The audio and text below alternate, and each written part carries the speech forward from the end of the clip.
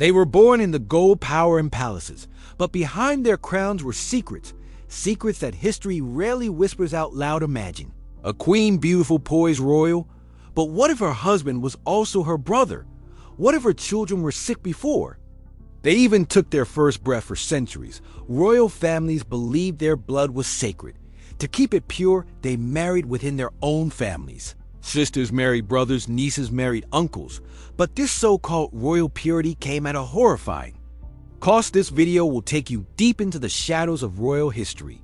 You'll discover the painful hidden lives of queens and princesses, women whose only crime was being born into power, from ancient Egypt's Cleopatra to the haunted halls of Spain's royal court to the tragic end of Europe's most powerful dynasties. Each chapter reveals a story darker than the last. These are tales of physical suffering, mental torment, and political collapse, caused not by enemies, but by bloodlines turned against themselves. And most of all, these women didn't choose it.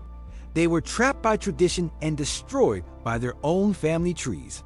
So, stay with us, because by the end of this video, you'll see royalty in a way you never have before. This is History Screen, where hidden stories come to life.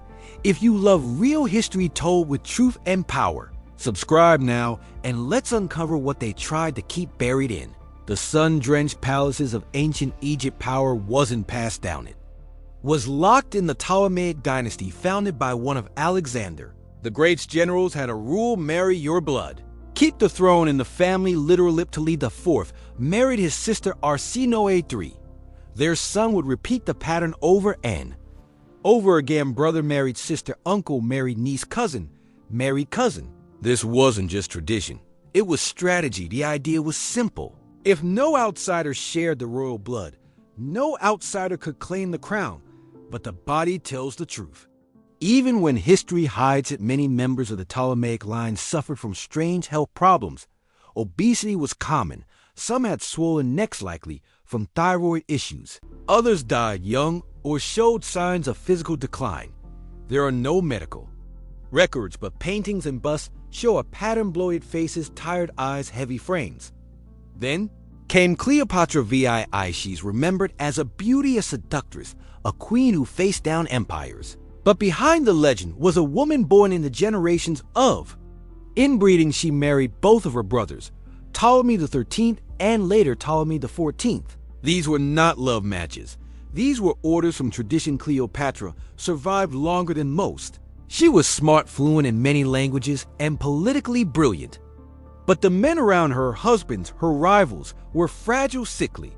Some were just children when they took the throne. Cleopatra lived in a golden world with crumbling roots, a palace full of marble and gold, but ruled by a family trapped in a cycle that slowly broke their bodies and their empire to tank an A name that glows with ancient gold, mystery, and power. But behind the famous golden mask was a boy broken by the very bloodline that crowned him. Tutankhamun was born into Egypt's royal 18th dynasty, a family obsessed with keeping their bloodline divine.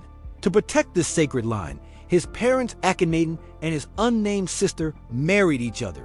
Yes, full siblings. It wasn't unusual in ancient Egypt. Pharaohs were seen as gods, and gods, they believed, could only marry their own. But nature had its own rules, and Tutankhamun's body paid the price. He had a clubfoot. He couldn't walk without pain. Archaeologists found over 100 walking sticks in his tomb. He needed them not as royal symbols, but as real tools to move through life. His spine was curved. His teeth were crooked. He suffered from malaria. And most tragically, his bones showed signs of necrosis. Parts of his body were dying while he was still alive. He became pharaoh at just 9 years old, a child forced onto a throne too big for his fragile frame. Surrounded by priests, servants, and powerful adults, he ruled more in name than in action. Still, he tried to reverse the chaos left by his father Akhenaten, who had turned Egypt upside down by changing its religion. Tutankhamun's life ended around age 18. Some believe it was illness. Others suspect a fall, a broken leg, and infection. Whatever the cause, the boy king didn't survive long enough to leave a mark on history during his life. Ironically, it was death that made him famous. When his untouched tomb was discovered in 1922, The world saw a dazzling mass, pure gold blue lapis eyes wide open, but beneath that mask was a boy deformed by inbreeding. A king in name but a prisoner of his own blood, the Habsburgs ruled much of Europe for centuries, from Spain to Austria. They were one of history's most powerful royal families, but their dynasty carried a strange and tragic legacy written on their very faces. To protect their empire and keep power in the family, the Habsburgs followed one strict rule: marry your own blood. Cousins married cousins, uncles married nieces. This went on for more than 200 years at first. It seemed to work. Their lands grew, their influence spread, but inside their bodies damage was building. One look at the portraits of Habsburg kings and queens tells the story: long jaws, swollen lips, drooping eyes. A face that history would call the Habsburg jaw. Modern science confirms the cause. A study published in the Annals of Human Biology linked their famous jaw to extreme inbreeding. The inbreeding coefficient used to measure how genetically similar two parents are was dangerously high in this family. Charles II of Spain had one of the highest inbreeding scores ever recorded. His jaw was so misaligned he couldn't chew properly. He had trouble speaking. He suffered from seizures and never had children. His body was the result of generations of inbreeding. He became the last of the Spanish Habsburgs, but the signs appeared earlier. Philip IV, Charles's father, also married his niece. Out of 12 children, only one lived past childhood, and that child was Charles. This wasn't just about appearance or health. It was about legacy. Entire empires collapsed because heirs were too weak to rule or died too young to continue the line. The Habsburgs held power in their hands, but their fear of losing it sealed their fate. The very blood they tried to protect became the poison that ended them. In the grand halls of Vienna, one girl was born to carry both the hopes of a royal bloodline and the weight of its darkest secret. Her name was Maria Antonia of Austria, and she may have been the most inbred woman in European history. She was the niece of Charles II of Spain, the last ruler of the Spanish Habsburgs. Charles himself was famous for his physical and mental disabilities. Shaped by generations of inbreeding, Maria Antonia's bloodline was no different. In fact, it was worse. Her parents were not only uncle and niece, but also first cousins. That meant Maria Antonia's genetic similarity was dangerously higher than that of a child born to full sibling scientists. Studying her family tree later calculated that she carried an inbreeding coefficient of over 30%. To put that in perspective, modern genetics shows anything above 6% can start causing health risks.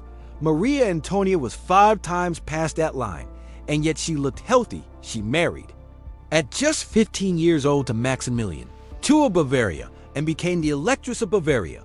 But her life wasn't filled with the riches and power most would imagine. She was said to be quiet and isolated, often in poor health. There were whispers that she suffered from chronic fatigue, fevers, and weakness, signs often linked to genetic fragility. In 1692, Maria Antonia gave birth to a son. But the joy was short-lived. Her body couldn't recover. She died in childbirth at just 23 years old. Her only child, Joseph Ferdinand, would later die as well at the age of 6. A royal life, a royal bloodline, but also a royal curse passed silently from parent to child.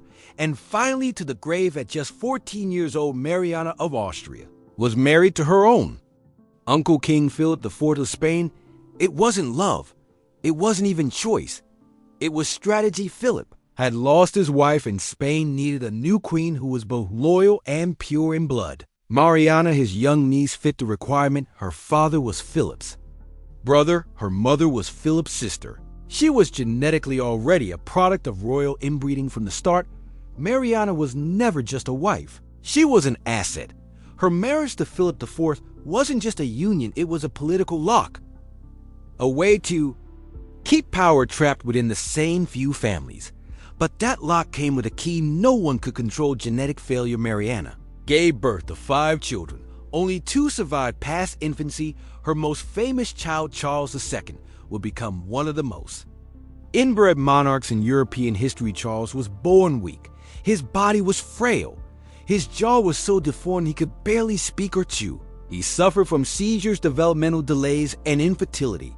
He was the last of the Spanish Habsburgs, and the product of centuries of repeated family unions and Mariana. She ruled as regent for years while Charles was too ill to lead. But behind her strength was tragedy. Her husband was also her uncle. Her children were sick. Her legacy would end in a royal collapse. Mariana's story shows what happened when tradition outweighed humanity. She followed royal duty. She upheld her bloodline, but in the end, it was that same bloodline that betrayed her. Charles II of Spain wasn't just the last ruler of the powerful Habsburg dynasty. He was the living proof of what generations of royal inbreeding could do to a human body. Born in 1661, Charles was the son of Mariana of Austria and King Philip IV, who was also her uncle, that made Charles the product of multiple generations of uncle-niece marriages. His inbreeding coefficient was shockingly high, more than that of a child born to a brother and sister. From the moment he was born, it was clear something was wrong. He had a massive protruding jaw. Famously known today as the Habsburg jaw, he couldn't chew properly and often drooled. He was said to be unable to speak clearly until the age of 4. He didn't walk until he was 8, but his physical problems were only part of the tragedy. Charles also suffered from epileptic seizures, chronic intestinal problems, and possibly hydrocephalus, a condition where fluid builds up in the brain. His fragile body was matched by a frail mind.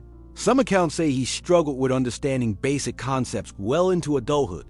The Spanish people called him El Hechizado. The bewitched one rumor spread that he was cursed, but the truth wasn't magic. It was science. Centuries of intermarriage had stripped the royal bloodline of its strength. Despite marrying twice, Charles never had children. His infertility meant the end of the Habsburg line in Spain.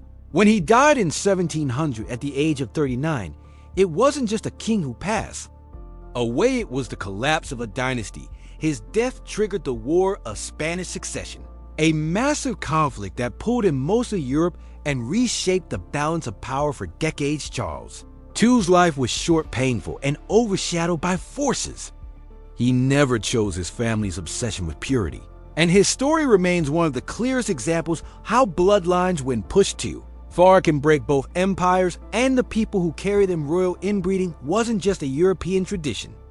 Across the globe, dynasties in Asia, the Middle East, and South America also followed similar patterns, often for the same reason: to keep power within the bloodline. In Japan, members of the imperial family once married close relatives. During the early periods of the Japanese Empire, emperors often took half-sisters as consorts. This practice was seen as normal, sacred even. It was believed the emperor was a divine being, and uniting with close kin helped preserve that purity. But over time, the line blurred between divinity and genetic risk. In ancient Siam, modern day Thailand, the royal family also permitted marriages between siblings and cousins. One king even had dozens of children with multiple half-sisters. Though these unions were meant to reinforce the king's godlike image, the toll on children's health became hard to ignore. As medicine advanced, such practices faded, but only after generations bore the weight. Then there's the House of Braganza in Portugal. They ruled not just Portugal, but Brazil for a time. One of the most notable unions was between King Pedro I of Brazil and his niece. The family's repeated cousin marriages eventually led to weak heirs and internal strife. The Bourbons of France and Spain followed a similar path. By the 18th century, the same names and bloodlines kept recycling. It weakened their succession and fractured alliances. And when revolution came knocking, there were no strong heirs left to fight back. These examples remind us this wasn't a European flaw. It was a global pattern driven by the same mix of fear, power, and tradition. And behind every royal name, no matter the continent, were real people caught in a genetic trap. What happened to the women in these dynasties was not fate. It was design, a decision repeated across cultures, centuries, and empires. Across kingdoms and centuries, royal families clung to power with everything they had, even if it meant marrying their own blood they believed keeping. The line pure made them stronger, but in the end it often made them weaker. The cost was written in twisted bones, lost minds, and fragile heirs. Queens gave birth to children who suffered their entire lives. princesses became wives to uncles' brothers, and cousins forced into roles they never chose. These weren't just political moves. They were personal tragedies. Behind every crown was a woman who paid the price, not with gold, but with her body, her mind, or her children. From Egypt to Spain, Japan to Brazil, the pattern was hauntingly familiar. The same mistake, the same pain, the same silence. Inbreeding didn't just weaken royal families, it destroyed them. Entire dynasties vanished, not in battle, but in bedrooms where bloodlines folded in on themselves today. Modern royals avoid those ancient practices. Science, law, and changing values have pushed the world forward. But the scars of history remain, and the stories of these women, their suffering, their strength, should not be forgotten, because power, when abused, can devour those who hold it. If this glimpse of the darker corners of royal history moved you, there's more to discover. Want more royal secrets? Subscribe and explore with us. This is History Screen, where the past speaks.